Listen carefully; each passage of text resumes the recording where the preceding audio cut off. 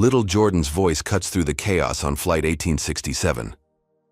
"That's discrimination under Title VI, sir," he declares, staring down the airline executive.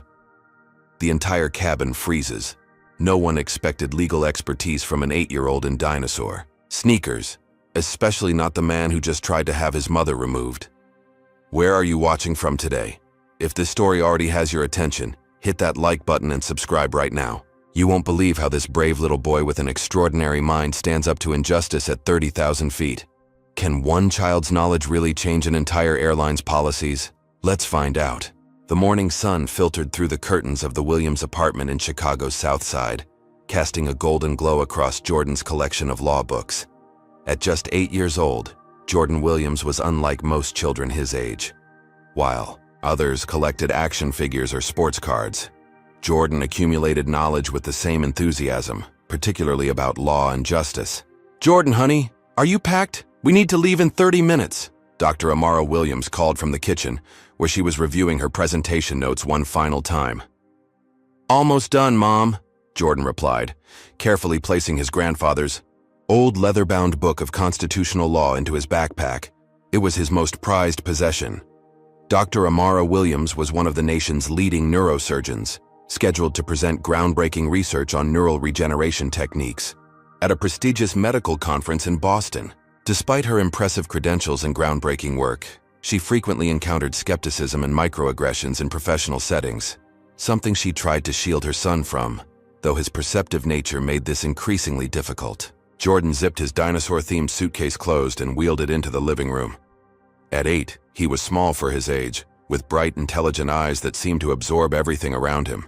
His passion for law had developed through hours spent watching videos of his late grandfather, a civil rights attorney who had fought numerous discrimination cases in the 1970s and 80s. "Did you pack your inhaler?" Amara asked, tucking her presentation materials into her briefcase. "Yes, and my backup one too." Jordan nodded, patting the front pocket of his backpack. Amara smiled, kneeling to his level. "And are you ready for our tradition?" Jordan's face lit up. Before every major presentation, they had a special ritual. "The night before your big speech, we'll get ice cream with 3 toppings, one for each of us. One for you, one for me, and one for Dad," Amara finished, her voice softening at the mention of her late husband, David, who had passed away 3 years ago from a sudden heart attack. Since then, it had been just the two of them, a tight-knit team navigating the world together. As they gathered their luggage, Amara's phone chimed with an email notification. Her brow furrowed slightly as she read it. "Everything okay?" Jordan asked, noticing the subtle change in his mother's expression. "Just the conference organizers making last-minute changes to the speaker lineup," she said. But Jordan detected the slight tension in her voice. It wasn't the first time she'd been shuffled around in a program despite her seniority. "Is it because of what happened last time?" Jordan asked, referring to an incident 6 months ago when Amara had been mistaken for support staff rather than the keynote speaker at a medical symposium. Amara sighed, tucking her phone away. "The world doesn't always see past the color of our skin, Jordan, but we never let that stop us from excellence, remember? Like Grandpa always said, excellence is the antidote to prejudice," Jordan recited. "That's right," Amara smiled, though her eyes held a weariness Jordan had come to recognize. "But excellence doesn't mean we don't fight for what's right." As they headed out to catch their Uber to O'Hare International Airport, neither could have anticipated how those words would be tested in the hours ahead, nor how Jordan's unusual passion for law would become their unexpected shield against discrimination. The Uber driver raised his eyebrows when Amara specified Terminal 1, first-class check-in. Jordan noticed the look but said nothing, having witnessed such reactions before. He clutched his backpack tighter, feeling the reassuring outline of his grandfather's law books inside.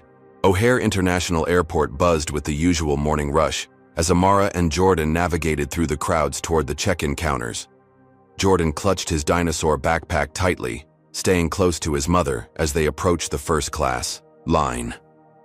"Excuse me, ma'am, the economy check-in is over there," the airline attendant said without looking up from her computer, gesturing vaguely to the longer lines across the terminal. "We're flying first class," Amara responded calmly. sliding her identification and confirmation details across the counter. The attendant looked up, poorly concealing her surprise. "Oh, I see." She examined Amara's ID with unusual scrutiny, glancing between the photo and Amara's face multiple times. "And you said this child is traveling with you?" "My son, yes," Amara replied, placing a protective hand on Jordan's shoulder. Jordan observed the interaction with quiet intensity, noting how the attendant had not questioned the White family ahead of them with the same level of suspicion. He'd seen this before: the subtle shift in treatment, the extra verification required, the implicit suggestion that they didn't belong in first class. After finally receiving their boarding passes, they proceeded to security. The TSA checkpoint revealed another layer of disparity.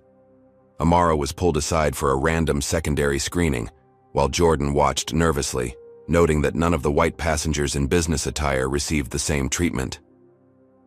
"Hands out to the side, please," the TSA agent instructed Amara, conducting a thorough pat-down. Jordan's eyes darted to other travelers passing through the scanner without additional screening. He remembered his grandfather's voice from the old courtroom videos. "Document the pattern. One incident is an anomaly. A pattern reveals intent." When they finally reached their gate, Jordan's keen observation continued. The waiting area was filled with business travelers, predominantly white men in suits. Several glanced up as Amara and Jordan took seats near the boarding area, their expressions ranging from neutral to mildly surprised. "Gate 14, boarding 4, Flight 1867 to Boston will begin shortly. We'll start with our premium and first-class passengers," the gate agent announced. As they waited, Jordan noticed a man in an expensive suit watching them with undisguised disapproval.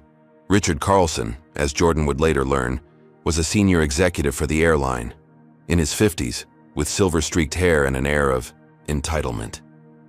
He spoke loudly into his phone about maintaining standards, while glancing pointedly in their direction. When pre-boarding was announced for families with small children and those needing assistance, Jordan and Amara remained seated, waiting for the first-class call. A flight attendant approached them. "Would you like to board now? Families with children can go ahead," she said with a smile that didn't quite reach her eyes. "We'll wait for first class, thank you," Amara replied politely. The attendant's smile faltered. "Oh, I see." When first-class boarding was finally announced, Amara and Jordan approached the gate. The agent checked their boarding passes with visible surprise. "These are first-class tickets," she stated rather than asked, examining the passes again. "Yes, they are," Amara confirmed, her patience wearing thin though her voice remained steady. Behind them, Jordan heard Carlson's annoyed huff. When does everyone get priority boarding?" he muttered loudly enough to be heard. As they proceeded down the jetway, Jordan felt a growing knot of anxiety in his stomach. He'd witnessed these subtle aggressions before, but something about Carlson's demeanor suggested more trouble ahead. Jordan clutched his backpack tighter, feeling the outline of his grandfather's legal books inside. Little did he know how soon he would need that knowledge. On the jetway, they passed a flight attendant named Sandra Chen, who offered them a genuine smile. Jordan noticed her name tag and the small pin on her uniform lapel, a subtle equality symbol. In the brief moment their eyes met, Jordan sensed an ally. Another passenger, an older white man with glasses and a tweed jacket whom Jordan would later learn was Professor Harold Whitman, observed the interactions with a thoughtful expression. Initially, his gaze held the same judgment Jordan had grown accustomed to seeing, but as he witnessed the pattern of treatment, something in his expression shifted to curious observation. Jordan took a deep breath as they approached the aircraft door. He'd been looking forward to this trip to Boston, to their ice cream tradition before his mother's big presentation. Now, he felt the familiar weight of having to prove they belonged, in spaces others assumed weren't meant for them. "It'll be okay, Mom," he whispered, squeezing her hand. Amara smiled down at him, her eyes reflecting both love and a sadness that no mother wanted her child to understand so young. "I know it, Will, my little lawyer. I know it will." Neither of them realized just how prophetic Jordan's nickname would prove to be. Have you ever witnessed someone being treated unfairly just because of their appearance? Comment number 1 if you've ever experienced discrimination while traveling, or number 2 if you've seen it happen to someone else. Don't forget to hit that like button if you believe everyone deserves equal treatment regardless of their skin color. The first-class cabin of Flight 1867 was a picture of luxury. Wide leather seats, ample legroom, and attentive service. Or at least that was the experience promised to all first-class passengers. For Jordan and Amara Williams, reality quickly proved different. Seats 2A and 2B, Amara confirmed, finding their assigned places and helping Jordan store his backpack under the seat in front of him. They had barely settled when flight attendant Brenda Miller approached them, her smile tight and professional. "May I see your boarding passes again?" she asked, holding out her hand. Amara produced them without comment, though Jordan noticed his mother's jaw tighten slightly. It was the third time their tickets had been verified since entering the airport. Brenda examined the passes with unusual scrutiny. "These seats are usually reserved for our platinum members," she commented. "We purchased first-class tickets," Amara replied evenly. "The seat assignments were confirmed last week." Brenda nodded curtly and moved on without another word. Jordan observed her interactions with other first-class passengers, all white, noting that she didn't request to see anyone else's boarding passes again. "Mom," Jordan whispered. "She didn't check anyone else's tickets." "I know, sweetheart," Amara murmured. "Just focus on your book, okay?" Jordan pulled out his copy of Children's Introduction to American Law, but his attention remained on the cabin around them. He was developing what his grandfather had called documentation mode, mentally recording every interaction, every discrepancy in treatment. The cabin continued to fill, business travelers stowing laptops and settling in for the 2-hour flight to Boston. A few curious glances came their way, but most passengers were absorbed in their own routines. Jordan counted 7 other passengers, in first class, none of whom were black.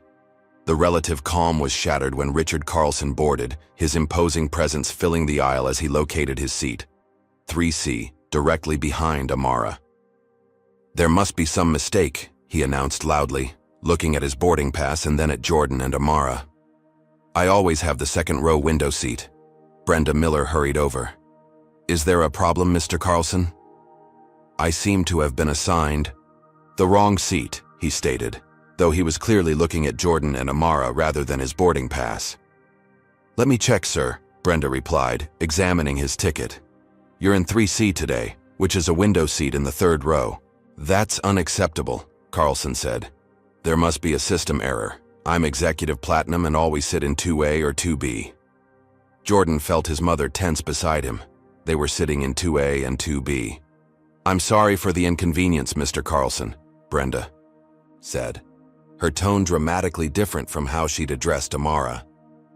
"Unfortunately, those seats have been assigned already." Carlson's gaze bore into them.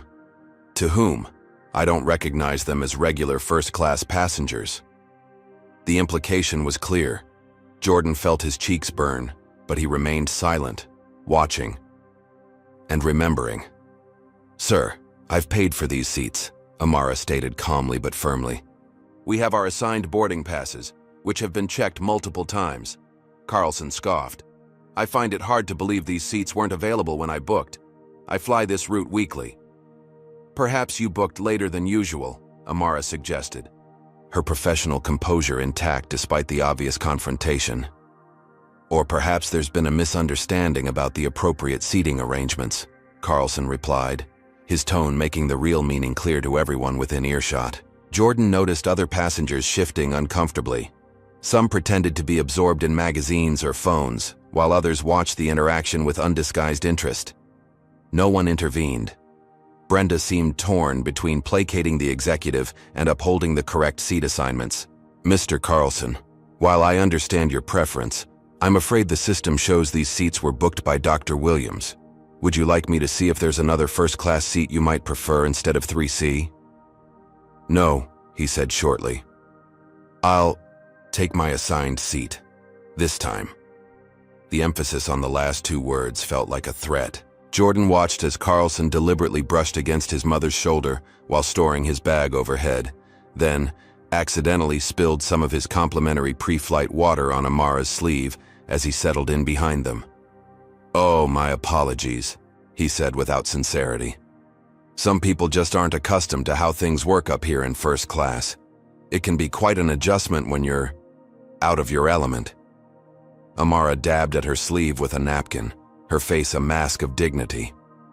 But Jordan could see her hands trembling slightly, not from fear, but from the effort of containing her justified anger.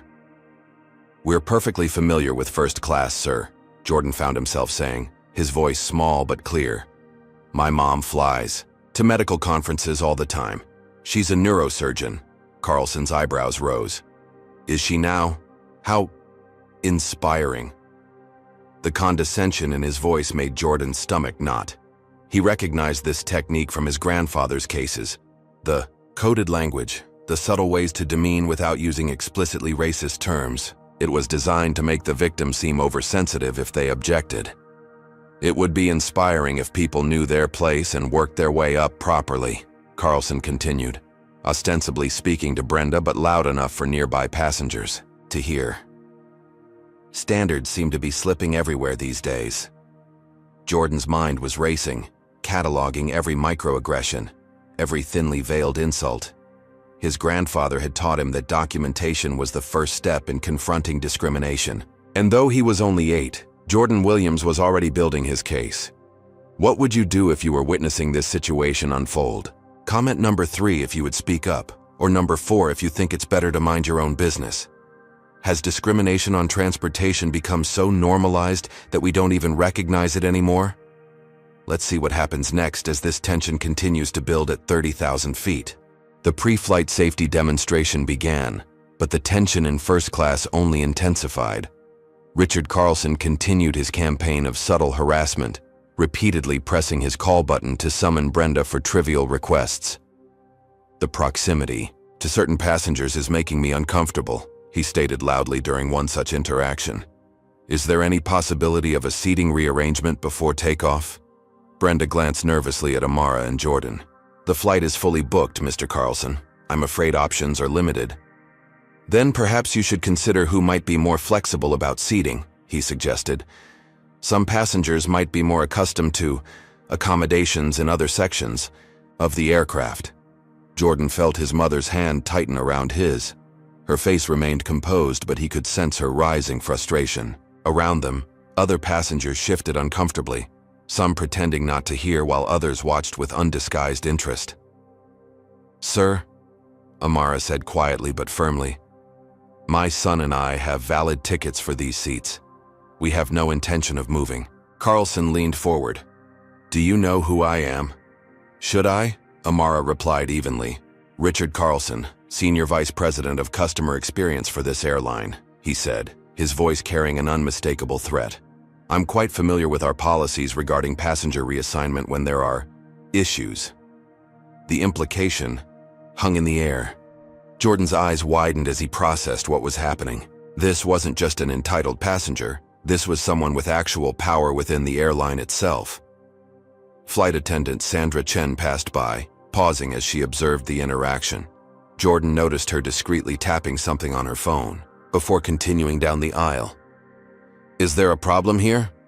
A new voice entered the conversation. The captain, a middle-aged white man with graying temples and 4 stripes on his shoulders, stood in the aisle. "Captain Reynolds," Carlson greeted him with sudden cordiality. "Just a seating misunderstanding. These passengers seem to have been assigned to seats typically reserved for our executive platinum members." Captain Reynolds glanced at Amara and Jordan, his expression unreadable.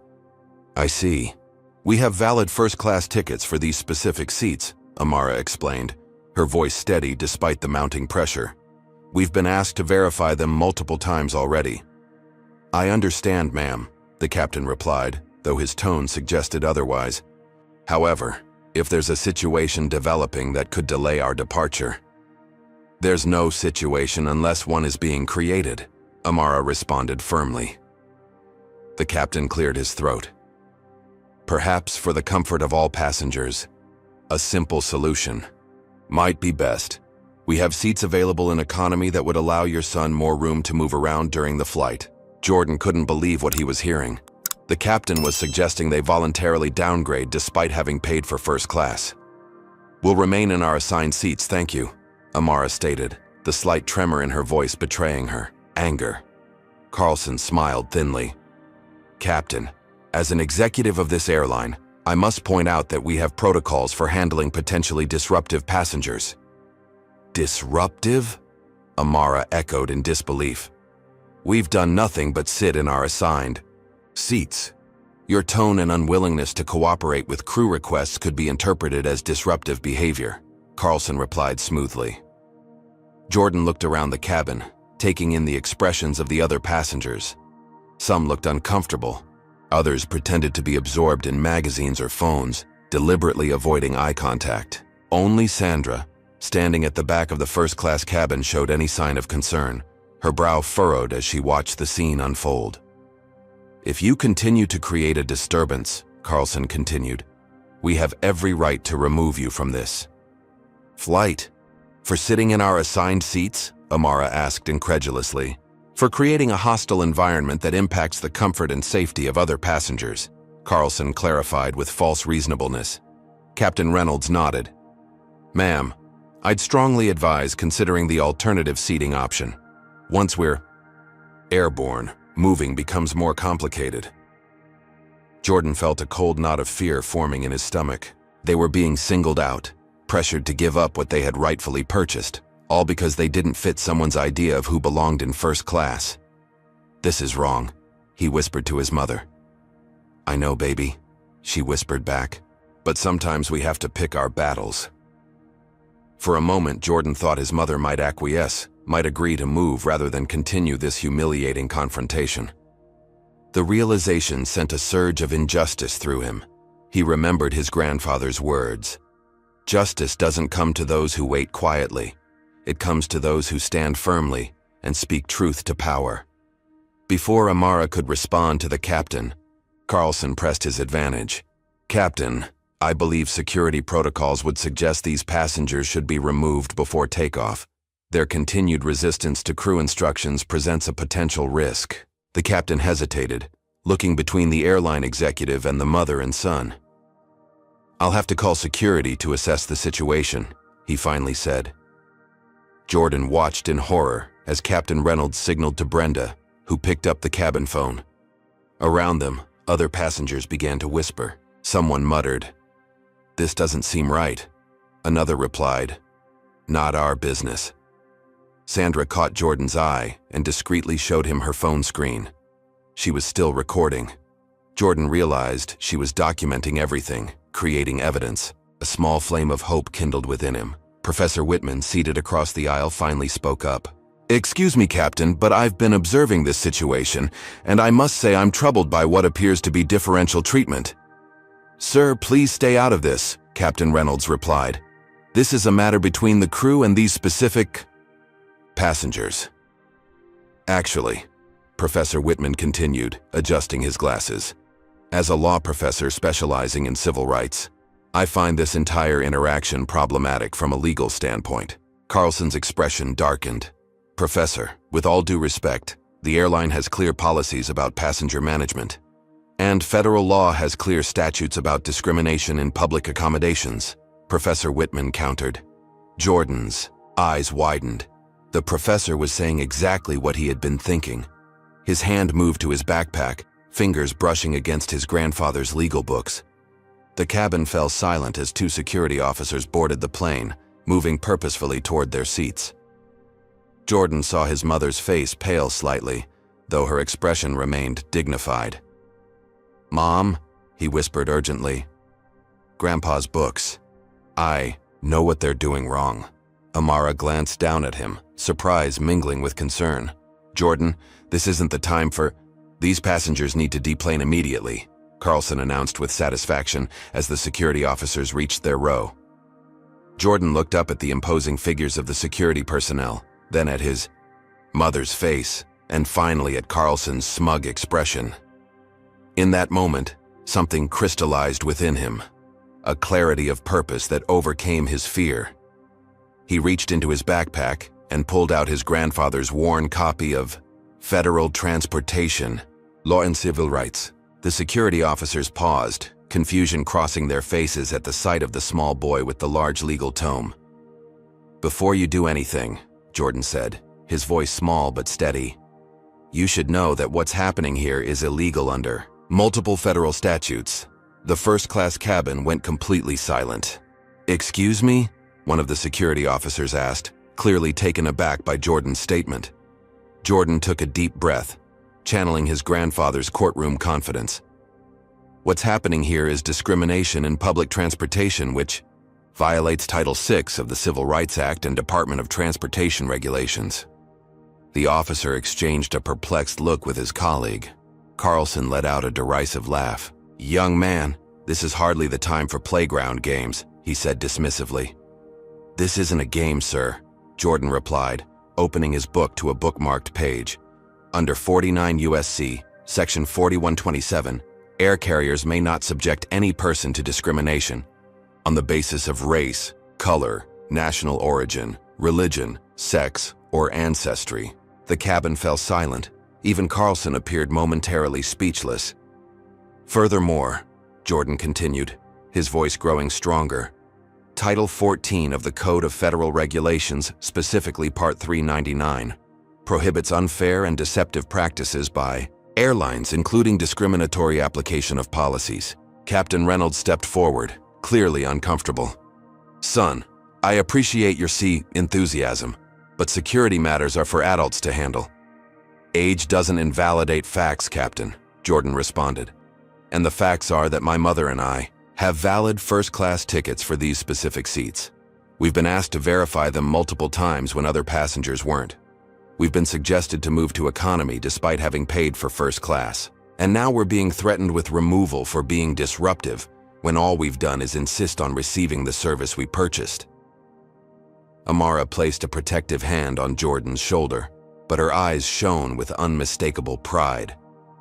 "The boy is right," Professor Whitman interjected.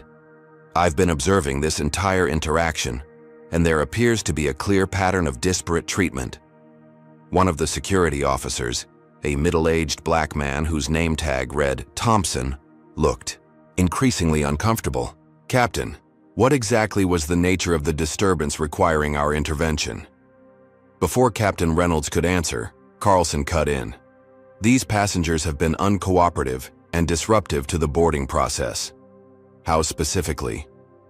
Officer Thompson asked, his professional demeanor masking what Jordan suspected was growing skepticism. "They've refused reasonable crew requests to relocate," Carlson stated. "Is it standard airline policy to ask first-class passengers with assigned seats to relocate to economy?" Officer Thompson questioned. "When necessary for operational reasons," Carlson began. "What operational reasons?" Jordan interrupted, emboldened by the officer's line of questioning.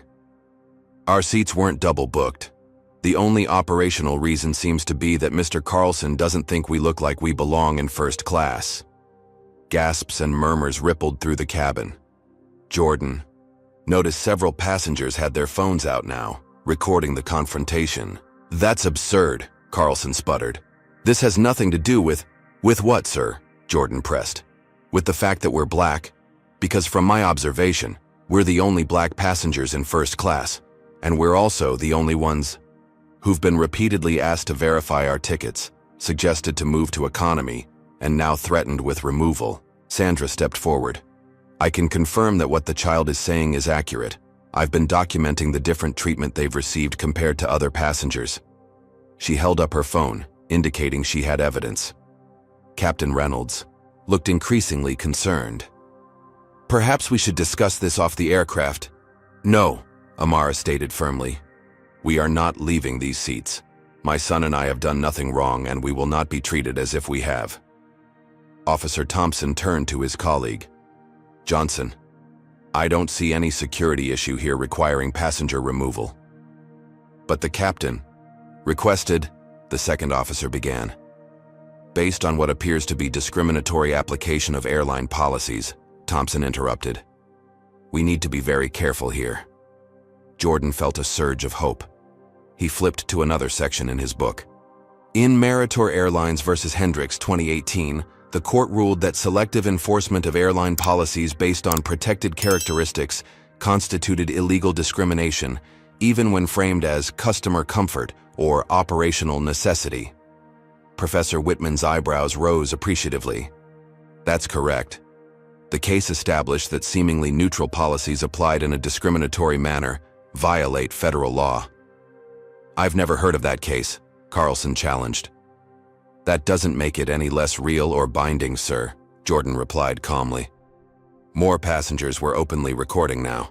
Jordan noticed a woman in business attire nodding approvingly, while a man near the front muttered, "Kid knows his stuff."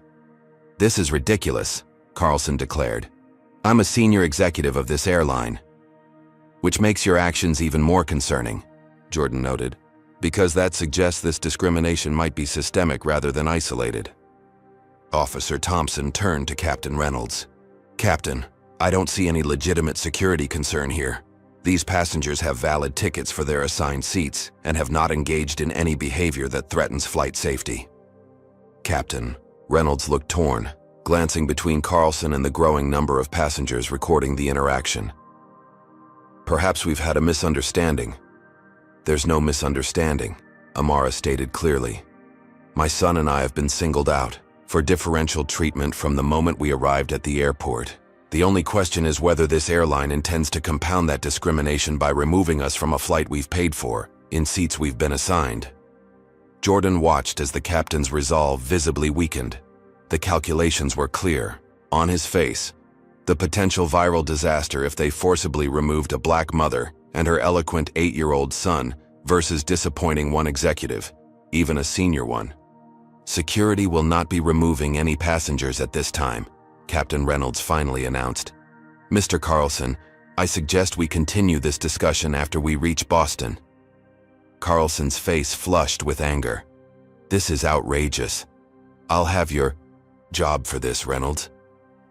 "That threat could be construed as creating a hostile work environment," Jordan noted innocently, "which is also against federal labor laws." A few passengers actually chuckled at this, breaking the tension slightly. Carlson glared at Jordan with undisguised hostility. "You've made a serious mistake today, boy," he said in a low voice. "No, sir," Jordan replied, meeting his gaze steadily. "You did, when you assumed we wouldn't know our rights." The security officers retreated down the aisle. Captain Reynolds returned to the cockpit without another word. Brenda Miller stood frozen, in obvious discomfort, while Sandra gave Jordan a subtle thumbs up from the galley. As the immediate crisis diffused, Jordan felt the adrenaline drain from his body, leaving him shaky and exhausted. Amara pulled him into a tight hug. "My brilliant, brave boy," she whispered, her voice thick with emotion. "Grandpa would be so proud." Jordan leaned into his mother's embrace, but his mind was already racing ahead. The confrontation might be paused, but he knew it wasn't over. Carlson's expression promised retribution, and the flight to Boston still stretched ahead of them. What he didn't yet realize was that while he'd been focused on defending their rights, dozens of phones had been capturing every word, every citation, every moment of his extraordinary stand against discrimination. Even as the plane prepared for takeoff, the first videos were already being uploaded, shared, and spreading across social media like wildfire. Have you ever witnessed a moment when someone small stood up to someone powerful? Comment number 1, if you believe an 8-year-old could really make a difference in fighting discrimination. Or number 2, if you think adults should be the ones handling these situations. Remember to hit that like button if you're inspired by Jordan's courage. As Flight 1867 reached cruising altitude, the first-class cabin remained unusually quiet. The confrontation had left a palpable tension in the air, but something else was happening too, something Jordan and Amara weren't yet aware of. "Mom," Jordan whispered, "my tablet says the plane has Wi-Fi. Can I use it?" Amara nodded, still processing the intensity of what had just occurred. "Just for a little while. You should rest soon." Jordan pulled out his tablet, but instead of opening his usual games, he navigated to a legal research database his grandfather had subscribed him to as a birthday gift. If Carlson was planning another move, Jordan wanted to be prepared. Meanwhile, Throughout the cabin and extending into economy class, passengers were sharing videos of the confrontation. The hashtag #LittleLawyer was already trending on multiple platforms, with clips showing Jordan calmly citing transportation law while facing down airline security. The way he quoted that case, a passenger in 4D murmured to his seatmate, "My son is 12 and can barely remember his multiplication tables." In seat 5A, a woman was furiously typing on her phone. "Just witnessed the most incredible thing on my flight to Boston. An 8-year-old black boy just schooled an airline exec on discrimination law. Videos coming as soon as we land." Little lawyer. Airline discrimination. Carlson, noticing the activity, grew increasingly agitated. He beckoned Brenda over. "People are recording and posting about this situation," he hissed. "This is a violation of privacy and airline policy. You need to make an announcement prohibiting further recordings." Brenda looked uncertain.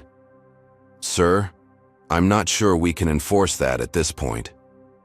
"I am a senior vice president of this airline," Carlson reminded her harshly. "Make the announcement." As Brenda reluctantly moved to the cabin phone, Sandra intercepted her. "The captain wants to speak with you first," she improvised, guiding Brenda toward the cockpit. Jordan, oblivious to the social media storm brewing around him, continued his research. He pulled up additional cases on transportation discrimination, bookmarking relevant precedents.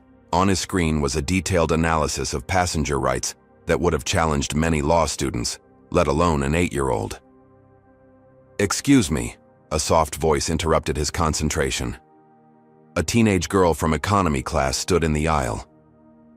"Are you the boy who stood up to that executive with all the law stuff?" Jordan looked up, confused by the question. "Yes?" The girl's eyes widened. "That's so cool. Everyone in economy is talking about it. My mom's a civil rights attorney, and she said you cited cases she uses in court." Before Jordan could respond, Carlson interjected. "Return to your seat immediately, young lady. Moving between cabins during flight is against regulations." "Actually," Jordan said, looking up from his tablet, "FAA regulations permit passengers to move about the cabin when the seatbelt sign is off, which it currently is. The only restriction is against congregating near exits or galleys, which we aren't." The girl suppressed a smile as Carlson's face darkened further. "Your continued disruption of this flight is being documented," Carlson warned. "I'm building a case for your removal upon landing." "Are you?" Jordan asked innocently. "Because I'm pretty sure that could constitute retaliatory action under federal transportation anti-discrimination provisions, especially since multiple witnesses have documented the original discriminatory behavior." As if to emphasize his point, several more passengers held up their phones, clearly recording. Carlson realized with growing horror that his every word was potentially being captured and shared. "This child is manipulating the situation," he declared to the cabin at large. "I'm being painted as some sort of villain when I was simply trying to maintain our airline's high standards." "Standards that apparently don't include black passengers in first class?" Professor Whitman inquired pointedly from across the aisle. "This has nothing to do with race," Carlson insisted, his voice rising. "This is about protocol and respect for airline authority. Disparate enforcement of protocols based on race is literally the definition of institutional discrimination," Jordan noted, swiping to a relevant section on his tablet. As established in Thompson v. Northwest Airlines 2017, where the court found that "Enough," Carlson snapped. "I don't need legal lectures from a child." "Maybe not," Sandra interjected, returning from the cockpit. "But the captain just informed me that airline headquarters does. Apparently, videos of this incident have already reached our executive offices." For the first time, Jordan realized the true scope of what was happening. He looked around, noticing the numerous passengers recording or typing on their phones. His private stand for justice had become very public indeed. Amara leaned over, whispering, "Jordan, your grandfather always said that when fighting for what's right, it's important to remain dignified. Remember that." Jordan nodded, processing this advice. Despite the growing audience, this wasn't about performing or humiliating Carlson. It was about standing firm against injustice. "Mr. Carlson," he said, his voice measured, "I don't want to embarrass you or the airline. I just want my mom and me to be treated the same as everyone else." The simple statement, delivered with a child's straightforward sincerity, seemed to affect the cabin more powerfully than all his legal citations. Several passengers nodded in agreement. "This is all very touching," Carlson said sarcastically, "but you don't understand the complexities of airline operations or customer service standards." "I understand that Federal Aviation Regulation 121.5586 prohibits discrimination in seating assignments," Jordan replied. "And I understand that Title VI enforcement applies to airlines as recipients of federal funds through airport usage, air traffic control services, and various subsidy programs." The teenage girl who had approached earlier let out a low whistle of appreciation. Dang, he really knows his stuff. Carlson, realizing he was losing control of the narrative, changed tactics. "I apologize if there's been any misunderstanding," he said loudly, clearly playing to the recording devices. "Our airline values all our passengers equally. If there was any perception of differential treatment, that was certainly not the intent." "Intent isn't required for a finding of discrimination," Jordan noted. "Impact is the legal standard." Professor Whitman coughed to hide a laugh. "The boy is correct again. Disparate impact doesn't require discriminatory intent to be legally actionable." Carlson's phone chimed with an incoming message. As he read it, the color drained from his face. He excused himself abruptly and headed toward the rear of the plane, phone pressed to his ear. In his absence, the atmosphere in the cabin shifted dramatically. Several passengers approached to express their admiration. "You were amazing," a woman in a business suit told Jordan. "I'm an attorney with 20 years of experience, and I couldn't have cited those regulations so accurately under pressure." "Where did you learn all that?" another passenger asked. Jordan held up his grandfather's book. "My grandpa was a civil rights lawyer. He taught me that knowing your rights is the first step to protecting them." As he explained his unusual interest in law, Jordan gradually relaxed. The terror of the confrontation began to fade, replaced by a growing sense of accomplishment. He'd stood his ground, protected his mother, and perhaps made a small difference in how this airline might treat passengers in the future. What Jordan didn't yet realize was just how far-reaching that difference would be. In the world beyond Flight 1867, Little Lawyer was rapidly becoming the top trending topic nationwide. News organizations were already contacting passengers for footage and interviews. By the time they landed in Boston, Jordan Williams would no longer be just a precocious 8-year-old with an unusual passion for law. He would be a symbol of resistance against everyday discrimination. Are you amazed by how quickly Jordan's stand for justice spread beyond the airplane? Comment number 3 if you think social media can be a powerful tool against discrimination. Or number 4 if you believe these viral moments don't create lasting change. The story isn't over yet. What do you think will happen when they finally land in Boston? Let's find out. The remainder of the flight proceeded in relative calm, though far from normal. Richard Carlson remained absent from the first-class cabin, reportedly engaged in tense phone conversations from the rear galley. Flight attendant Sandra Chen had taken over service for Jordan and Amara's section, treating them with the warmth and respect they deserved from the beginning. "We'll be beginning our descent into Boston Logan International in approximately 20 minutes, Captain Reynolds announced over the intercom, his voice noticeably more subdued than earlier. Jordan looked out the window at the clouds below, trying to process everything that had happened. The adrenaline had worn off, leaving him tired but still vigilant. He wasn't convinced the confrontation was truly over. "Are you okay, sweetheart?" Amara asked, gently squeezing his hand. "I think so," Jordan replied. "Are you mad at me for speaking up?" Amara's eyes widened in surprise. "Mad? Jordan, I'm incredibly proud of you. You stood up not just for us, but for every person who's ever been made to feel they don't belong somewhere because of how they look." Before Jordan could respond, Sandra approached their seats with a tablet in hand. "I thought you might want to see this," she said quietly, passing the device to Amara. "It's happening on all the major social platforms." Amara took the tablet. Jordan leaning over to see. The screen showed a social media feed filled with clips from their confrontation, all tagged with the "brought your little lawyer." One video had already accumulated over 2 million views in just the short time they'd been in the air. "This is overwhelming," Amara murmured, scrolling through the comments. "Little man dropped more legal knowledge than my entire first year of law school," read one comment. "That airline exec picked the wrong kid to mess with," declared another. Jordan felt a strange mixture of pride and anxiety. He hadn't intended to become an internet sensation. He'd simply been defending his mother using the knowledge his grandfather had instilled in him. "There's more," Sandra said, her voice lowering further. "The airline's senior management has been in crisis meetings since the videos started circulating. They're concerned about potential lawsuits and public relations damage." As if on cue, the cabin phone rang. Brenda answered it, her eyes widening as she listened to whoever was on the other end. After a moment, she approached their row. "Dr. Williams," she said, her previously dismissive tone replaced with careful respect. "The chief operating officer of the airline would like to speak with you upon landing. They've arranged a private meeting in the airport's executive lounge." Jordan exchanged a glance with his mother. This was an unexpected development. "Thank you," Amara replied neutrally. "We'll consider it." As Brenda walked away, Professor Whitman leaned across the aisle. "If I may offer some advice, Dr. Williams, I'd suggest accepting that meeting.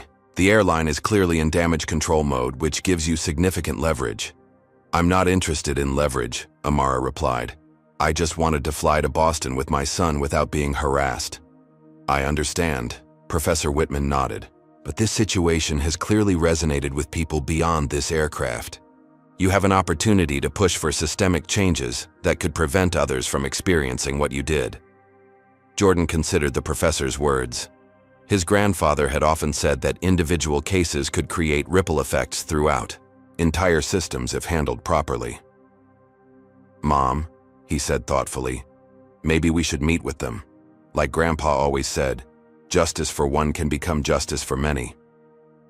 Amara studied her son's face, a mixture of pride and concern in her expression. "When did you get so wise?" As the seatbelt signs illuminated for landing, there was a commotion from the rear of the cabin. Richard Carlson reappeared, his face ashen, phone clutched in his hand. "Ladies and gentlemen," he announced, his voice stripped of its previous authority, "I want to apologize for any disruption earlier in our journey. There was a misunderstanding regarding seating arrangements."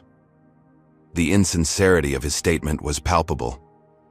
Jordan noticed how he avoided looking directly at them, how he failed to acknowledge the discriminatory nature of his actions. "As a goodwill gesture," Carlson continued, "the airline will be offering all passengers on this flight complimentary premium status for 3 months. A few passengers murmured appreciatively, but most continued to regard Carlson with obvious disapproval. Additionally, he added with visible reluctance, "Dr. Williams and her son will be upgraded to our premium global service tier with complimentary first-class travel for the next year." Jordan wasn't impressed by the offer, recognizing it as an attempt to buy silence rather than address the underlying issue. Judging by the expressions of many passengers, they saw through it too. As Carlson finished his announcement and turned to leave, Jordan spoke up one final time. "Mr. Carlson," he called, his voice clear despite his fatigue. "Thank you for the offer, but what would help more than free flights is knowing that other people who look like my mom and me won't face discrimination on your airline in the future." The cabin fell silent. Carlson froze, clearly not expecting to be addressed directly. "That's something the airline takes very seriously," he responded stiffly. "If that were true," Jordan replied quietly, "today wouldn't have happened." Several passengers nodded in agreement. One whispered, "The kid's right." Before Carlson could formulate a response, the aircraft touched down on the runway, the jolt of landing providing a convenient end to the conversation. As the plane taxied to the gate, an unusual announcement came over the intercom. "Ladies and gentlemen, this is Captain Reynolds. I've been instructed to inform you that Mr. Richard Carlson will be deplaning separately from the main passenger group. Those needing to make connections will not be delayed." Jordan's eyes widened in surprise. Sandra, passing by to check that their seatbelts remained fastened during taxiing, leaned down to whisper, "They're removing him from the flight first to avoid further incidents." The CEO called personally to order it. As the aircraft reached, the gate and the seatbelt signs switched off. Passengers began gathering their belongings. Unlike the usual rush to deplane, however, most remained seated, watching as two men in executive attire boarded the aircraft and escorted Carlson off, without further comment. "Mom," Jordan whispered. "Is he getting fired?" "I don't know, sweetheart," Amara replied. "But it seems the airline is finally taking this seriously." As they prepared to deplane, passengers approached them one by one. A businessman handed Amara his card. "I'm on the board of a hospital network. We need neurosurgeons with your credentials and courage." A woman introduced herself as a documentary filmmaker. "Your son's story needs to be told. Would you consider an interview?" "Professor." Whitman offered his hand to Jordan. "Young man, if you're still interested in law when you're older, Harvard Law School would be lucky to have you. Here's my card." Jordan accepted the business card with wide eyes, reading, "Professor Harold Whitman, Constitutional Law, Harvard Law School." As they finally made their way down the jetway, Jordan was startled to see a small crowd gathered in the terminal, many holding phones aloft. Some were clearly journalists.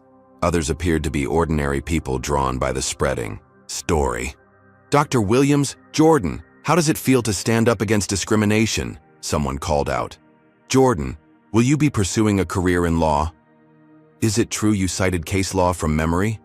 Amara pulled Jordan closer, shielding him from the unexpected. "Attention. No questions right now, please. My son is only 8 years old." As they navigated through the terminal, airline representatives appeared, guiding them toward a private lounge. Inside waited a group of executives, their expressions a mixture of concern and damage control calculation. "Dr. Williams, Jordan," a distinguished woman in her 50s greeted them. "I'm Patricia Montgomery, Chief Executive Officer of the airline. On behalf of our entire company, I want to personally apologize for your experience today." Jordan studied her face, trying to determine her sincerity. Unlike Carlson's perfunctory apology, her expression seemed genuinely troubled. "What happened on that flight should never have occurred," she continued. "It represents a failure of our values and training at multiple levels." "Yet it did happen," Amara replied calmly. "And I suspect it happens to passengers who look like us far more often than your company acknowledges." Patricia nodded soberly. "You're right, and that's exactly what I'd like to discuss with you. Not just compensation, but meaningful changes to our policies, training, and accountability measures." For the first time since the ordeal began, Jordan felt a glimmer of hope that something positive might emerge from their experience. As the executives outlined their proposed changes, from revised training programs to new reporting systems for discriminatory incidents, he realized that his stand on Flight 1867 might help countless other passengers he would never meet. "There's one more thing," Patricia said, turning directly to Jordan. "Your knowledge of transportation law and passenger rights is extraordinary. We'd like to invite you to consult with our policy team on making our anti-discrimination materials more accessible and understandable for all passengers." Jordan looked to his mother for guidance. Amara smiled encouragingly. "I'd like that," Jordan replied. "Grandpa always said knowledge only matters if it helps people." As they left the meeting an hour later, having secured commitments for substantive changes rather than just personal compensation, Jordan felt a sense of accomplishment unlike anything he'd experienced in his young life. This wasn't just about one flight or one incident. It was about changing a system that had allowed discrimination to persist. What neither Jordan nor Amara fully realized yet was how far-reaching the impact of Flight 1867 would become. Outside the airport, their story was still spreading, touching people who had experienced similar treatment but lacked the knowledge or platform to challenge it. The little boy with the law books and the courage to use them was becoming something much bigger than himself, a symbol of resistance against everyday injustice. The next morning dawned clear and crisp in Boston. Jordan awoke in their hotel suite, momentarily disoriented before remembering the events of the previous day. He reached for the remote control and turned on the television, only to freeze in, shock at what he saw. There on the screen was his own face, recorded during the confrontation on Flight 1867. The caption below read, "8-year-old legal prodigy stands against discrimination." "Mom," he called, his voice cracking with surprise. Amara emerged from the bathroom, hair wrapped in a towel. She stopped short when she saw the news broadcast. "Oh my goodness," she murmured, sitting beside Jordan on the bed. The news anchor was speaking, continuing to trend across social platforms. The videos, which show 8-year-old Jordan Williams citing transportation law and civil rights regulations, have been viewed over 20 million times since yesterday afternoon. They watched in stunned silence as clips from the flight played, interspersed with legal experts commenting on the accuracy of Jordan's citations and the implications for airline discrimination policies. "You've become famous overnight, sweetheart," Amara said, her tone a mixture of pride and concern. Jordan's phone chimed with an incoming message, an email from his school principal back in Chicago, congratulating him on his courage and asking if he would speak to the student body about standing up for justice when he returned. "I just wanted them to treat us fairly," Jordan said quietly. "I didn't mean to become this." He gestured at the television, where a panel was now discussing the broader implications of discrimination in transportation. "I know," Amara replied, hugging him close. "But sometimes the world needs someone to speak truth, even when that someone is only 8 years old." A knock at their hotel room door interrupted the moment. When Amara answered, she found a hotel staff member with an enormous basket of fruit, flowers, and cards. "Delivery for Jordan Williams," the young woman announced. "And there are several more downstairs." As the morning progressed, the scope of Jordan's sudden fame became increasingly clear. His social media accounts, managed by Amara, had gained hundreds of thousands of followers overnight. Interview requests poured in from major networks and talk shows. Publishers had sent emails inquiring about a potential book deal for a children's guide to legal rights. "We don't have to do any of this," Amara assured Jordan as they prepared for her conference presentation. "Your only job is to be a child." Jordan considered this as he straightened his bow tie in the mirror. "But Grandpa always said that with knowledge comes responsibility. If talking about what happened helps other people stand up for themselves, shouldn't I do it?" Amara studied her son's reflection, seeing the determination in his young face. "Let's get through the conference first, then decide together what feels right." When they arrived at the medical conference, Amara was immediately pulled aside by the organizers. To her surprise, they had adjusted the schedule to give her presentation a more prominent position. Colleagues who had previously been dismissive now approached with newfound respect, though Jordan noticed that some seemed more interested in his viral moment than his mother's groundbreaking research. As Amara prepared to take the stage, Jordan settled into a front row seat, his grandfather's law book open on his lap, more for comfort than study. A tall, distinguished man in a tweed jacket took the seat beside him. "Mind if I join you?" "Professor," Whitman asked. Jordan smiled in recognition. "You're from the plane." "Indeed," the professor nodded. "I've been thinking about your remarkable knowledge of transportation law. Harvard Law School hosts a special summer program for exceptional young people interested in legal studies. It's usually for high school students, but exceptions have been made before." Jordan's eyes widened. "Really?" "Really," Professor Whitman confirmed. "Your understanding of complex legal principles is extraordinary. With proper mentoring, you could become a truly remarkable advocate for justice." Before Jordan could respond, his attention was drawn to the stage, where his mother was being introduced. He felt a surge of pride as the presenter listed her accomplishments and contributions to neurosurgical techniques. This was why they had come to Boston, not for confrontations or viral videos, but for Amara's important work. As Amara delivered her presentation, Jordan noticed how the audience leaned forward, captivated by her expertise and clarity. He realized with a pang that this level of respect should have been automatic, not something his mother had to repeatedly earn despite her credentials. When the presentation concluded to enthusiastic applause, Jordan was the first on his feet, clapping until his hands hurt. In that moment, watching his mother shine in her professional element, he felt a renewed sense of purpose about what had happened on Flight 1867. Their stand wasn't just about one incident. It was about ensuring that people like his brilliant mother could move through the world without constant barriers and challenges based on how they looked. As they left the conference hall, Jordan was surprised to find a small group of children waiting near the exit, some holding copies of news articles about the flight incident. "Are you the little lawyer?" a girl about his age asked, eyes wide with admiration. Jordan nodded, suddenly shy. "I told my dad I want to learn about laws too," she said. "He says knowing your rights is like having a superpower." "My grandpa said the same thing," Jordan replied, smiling. As he signed the articles and took photos with the children, Jordan began to understand the broader impact of what had happened. For these kids, especially the black and brown children among them, he had demonstrated that knowledge could be a form of protection and empowerment. Later that afternoon, as they returned to their hotel, Sandra Chen, the flight attendant who had supported them, texted Amara with an update.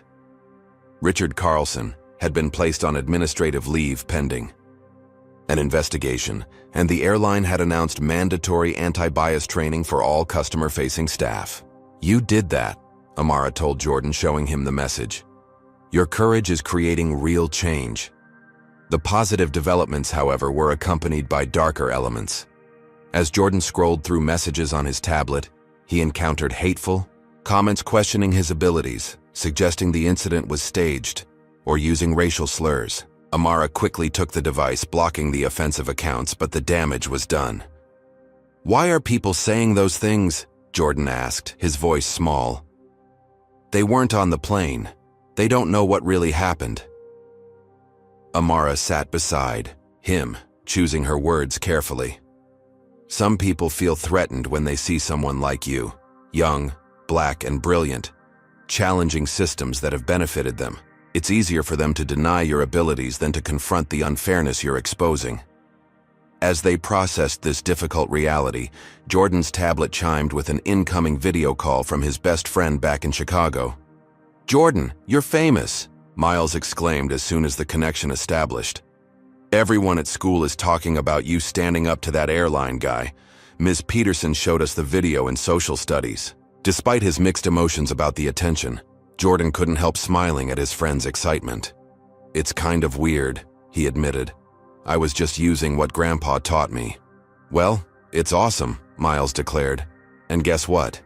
My dad got stopped at the airport yesterday for a random security check, and he actually asked if they were following proper TSA protocols or discriminating. He said you inspired him." This revelation affected Jordan deeply. The idea that his actions had empowered others to question unfair treatment felt more meaningful than all the media attention combined. As the day progressed, more stories arrived through various channels: emails, social media messages, and texts to Amara. People shared their own experiences with discrimination in travel and public accommodations, many expressing how Jordan's stand had given them courage to speak up or seek recourse. A law professor from Georgetown University sent a detailed email analyzing the legal principles Jordan had cited, concluding, "Your son's understanding of transportation discrimination law would be impressive in a second-year law student, let alone a child his age. His instinctive application of these principles under pressure demonstrates not just knowledge, but wisdom." By evening, the airline had released an official statement acknowledging the incident and outlining steps they would take to address discriminatory practices, including hiring an independent civil rights auditor to review their policies and procedures. As Jordan prepared for bed, exhausted from the emotional roller coaster of the past 36 hours, he found himself reflecting on his grandfather's legacy.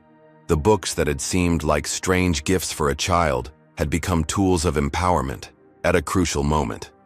Knowledge, carefully cultivated and courageously applied, had created a ripple effect far beyond what he could have imagined. "Mom," he said as Amara tucked him in, "I think I know what I want to do when I grow up." "Let me guess, She smiled. A lawyer? Jordan nodded solemnly. But not just any lawyer. I want to help kids learn about their rights, so they never feel powerless when someone tries to treat them unfairly. Amara kissed his forehead, eyes shining with tears of pride. Your grandfather would say you've already begun that work. Sleep well, my little lawyer. As Jordan drifted toward sleep, his mind filled not with the viral videos or media attention, but with visions of other children learning their rights, standing tall in the face of injustice, and changing their world one courageous moment at a time. 3 months after the incident on Flight 1867, Jordan sat in an unfamiliar but impressive setting, a congressional hearing room in Washington, D.C. Wearing a perfectly pressed suit that matched his serious expression, he looked remarkably composed for an 8-year-old about to address members of Congress. State your name for the record, please, the committee chairwoman requested.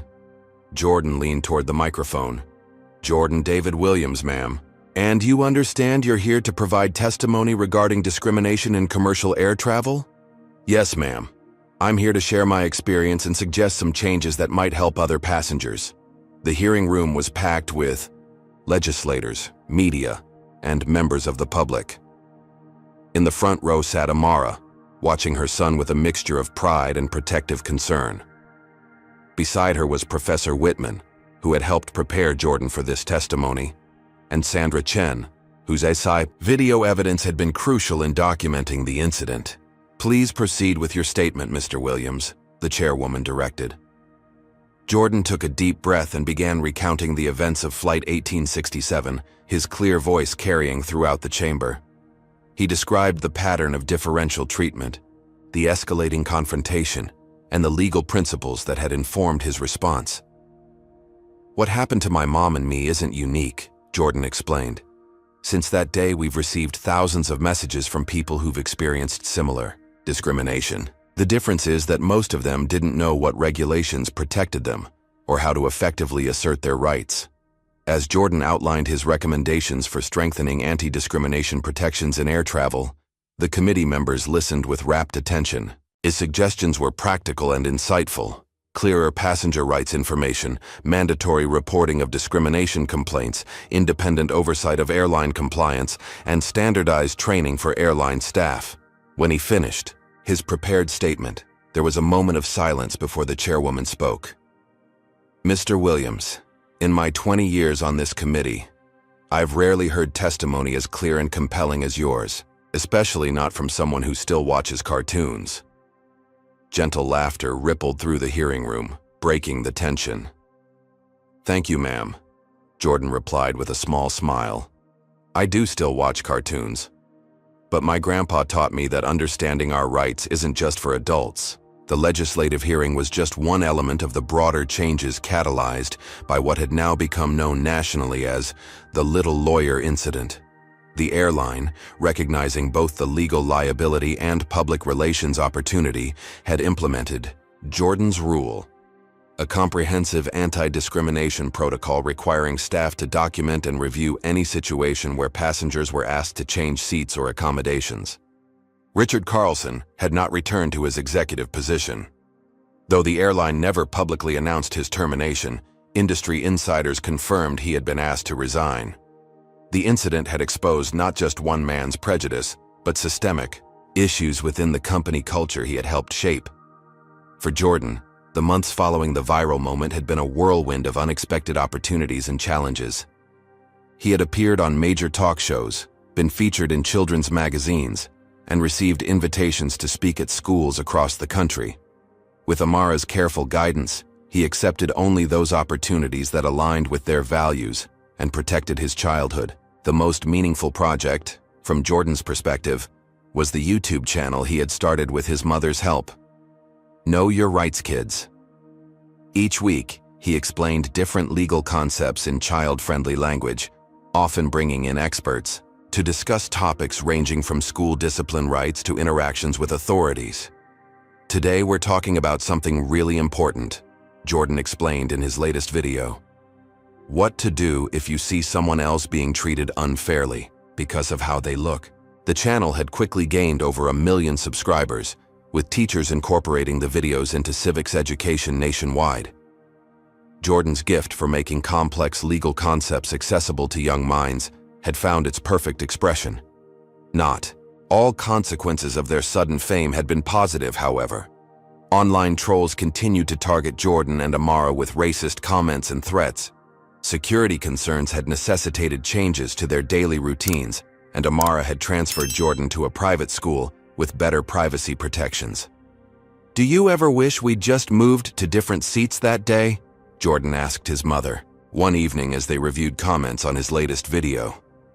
Amara considered the question carefully. "Sometimes I worry about the pressure it's put on you. But no, I don't regret standing our ground. What about you?" Jordan thought about the congressional testimony, the YouTube channel, the letters from children who said his videos had helped them understand their rights. He thought about the airline's new policies and the training programs that might prevent others from experiencing what they had. "No," he said finally. "Grandpa always said that justice only works when people are brave enough to demand it. I'm glad we were brave together." The most significant development came 6 months after the incident, when Amara established the Williams Foundation for Equal Justice, using the settlement funds from their discrimination case against the airline. The foundation provided legal resources and education to underserved communities, with a special focus on teaching children about their constitutional rights.